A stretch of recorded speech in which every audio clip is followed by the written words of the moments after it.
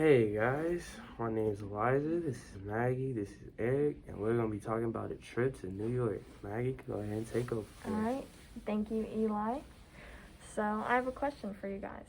Have you guys ever struggled with trying to find a great place to visit in the U.S. that symbolizes opportunity and freedom? Well, what better place to visit than New York, New York? One of the reasons why we chose New York was because we found it was a great place for one person to visit and on a budget. New York can be a little pricey, but it really just depends on where you look. We found a lot of great deals that we were able to keep within that $1,500 budget. New York is a great vacation spot for one person who is on a budget. And like I said, that's one of the main reasons why we chose New York. And I'm not sure about Eli and Eric, but I myself have never been to New York, and I would take this trip myself. So to talk about some of the main points that we came up with, the first one, we'll be talking about the travel costs, getting from Fort Wayne, Indiana to New York. That was a big part of the budget. The second one, we'll be talking about the first activity we all chose to do, which was the Statue of Liberty. Second activity, we'll be visiting the World Trade Center Museum. That's located in the heart of New York. And then the third activity, we'll be visiting the zoo. So to get started, we're going to look at the travel costs from Fort Wayne, Indiana to New York, New York. So in this main point, we're really just going to be talking about our plane ticket that we found, transportation while in New York, our food budget, and our housing budget and stuff like that. So for our plane ticket, we found a round trip ticket that only cost about $295 from Fort Wayne, Indiana to New York. And so the nice thing about that, one, in my opinion, it was a pretty good deal compared to a lot of the plane tickets I tried to find. And you don't have to drive to Indy. You can just stay here in Fort Wayne, and it only take you a couple minutes to get to the airport here in Fort Wayne compared to driving a couple hours down to Indy. And I also believe that there's only 1 or 2 layovers within that flight, so that's pretty good also. The next thing within this main point is the Airbnb that I found. So this Airbnb is an apartment located in Manhattan, New York. So the only thing with this Airbnb, you do have your own private bedroom. However, you have to share the living space around you, so like the kitchen, living room, and bathroom. But for the price of only $597 for 1 week, couldn't say no to it. And also think, going to New York by yourself could be a great opportunity for you to meet other people and make new friends. Never know who you're gonna meet down there. So, and then talking about the budget for transportation while in New York, we all decided the cheapest route would be either walking or taking the subway. We set aside around $50 just in case if some place was too far to walk or the subway wasn't going there, to take a taxi cab to get us around there. And then, so for our budget for food, we only set aside $300. It is a little on the low end. However, we wanted to save some extra money at the end within our total budget, just for in case an emergency came up, just extra money. Can always go higher, but $300 was just the range we kind of wanted to stay in. Plus, as you see on movies and TV shows, there's a lot of food carts on the streets, like hot dogs and pop and soda, just cheap things you can get. So that's another reason why we only chose to set aside $300 for that food budget.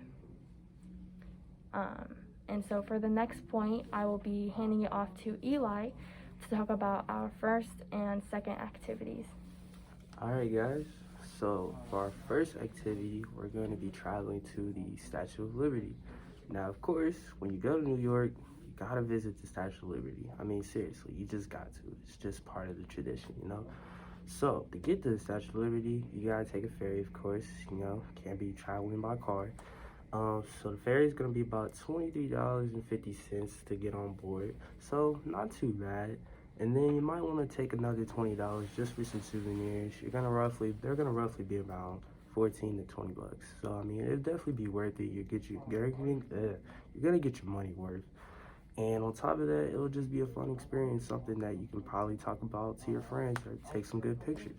So that's a definite plus. The other place that we're going to be traveling is going to be the 9/11 Memorial Museum. Now, of course, everybody knows the tragedy of what happened on 9/11, and there's a huge museum in New York where people are remembered, where you can see the different names of the people that lost their lives during the tragedy. Also, there are different artifacts from the day that it happened, between the different fire trucks to the different just equipment that was used, even to the stairs that were burnt, which is really cool, just to, kind of go back in history and just kind of check out our past, just to learn, you know.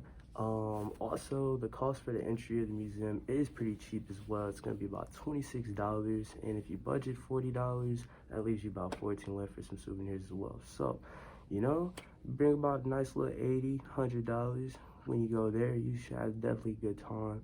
The artifacts, I definitely feel like you'll learn a lot just from the different things that people went through, during this tragedy, and I feel like it'll definitely be a huge remembrance. And, not a lot of people can say they actually went there. So when you go to New York, make sure you take a nice little visit to both of those places, and you probably won't regret it. And to Eric. Now let's talk about a more cheerful place to go, the Central Park Zoo. The admissions for the park are very cheap at just $14 for a whole day-long visit. If you budget around $40, that leaves you $26 for some souvenirs. Or if you want to buy a snack or a drink, you can also spend it there. The Central Park Zoo has a lot of exotic animals that you won't see in any other zoo. For example, the snow leopards or some grizzly bears, and they have a very large range of different kinds of penguins. The zoo has a lot of different areas that has different types of animals for different biomes of the world. So if you want to see animals from like a jungle, you can go to the jungle area, or a water area, you can go to the aquarium. The zoo also has shows where animals will do tricks and interact with the zookeepers, which is an amazing place to go, which is also free. There's also a place where you can go to pet some animals that you wouldn't normally be able to pet, which is pretty nice. I'm pretty sure a trip to the zoo would bring out the child that you have it deep inside. To conclude, to conclude the trip to New York, you will have around $127 after budgeting for the other events and expenses. So you have that much money to spend on other things if anything happens or you want to get something extra. The main points of the speech are the travel and living costs of New York, a visit to the Statue of Liberty, the 9/11 Memorial and Museum, and a trip to the Central Park Zoo. A trip to Manhattan, New York is a great place for people that are on a budget. A vacation is just the best way to clear your mind of any worries the road can provide. Yep, so thank you guys for listening. I hope you enjoyed, and I hope that one day you guys think about visiting New York.